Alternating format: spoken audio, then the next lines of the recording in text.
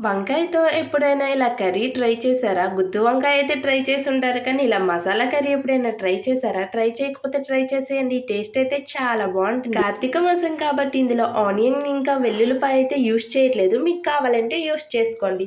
So, దీనికోసం అని చెప్పి ఒక మంచి మసాలా అయితే ప్రిపేర్ చేసేద్దామా?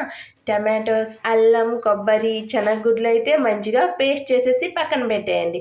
సో, మళ్ళీ అదే బౌల్‌లో కొంచెం ఆయిల్ వేసేసి వంకాయలను అయితే మంచిగా ఫ్రై చేసేసి అవి బాగా ఫ్రై అయిన తర్వాత మన మసాలా అందులో వేసేసి అందులో ఉప్పు, కారం, పసుపు వేసేసి మంచిగా ఫ్రై అయిపోయిన తర్వాత జస్ట్ కొంచెం వాటర్ అయితే వేసుకొని ఉడకపెట్టేయండి.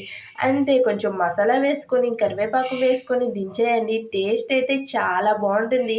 ఒక్కసారి ఇలా మసాలా ప్రిపేర్ చేసుకొని ట్రై చేయండి. నిజంగా చెప్తున్నా కర్రీ అయితే అదిరిపోయింది. సో, వీడియో నచ్చితే మాత్రం సబ్స్క్రైబ్ చేసుకోండి.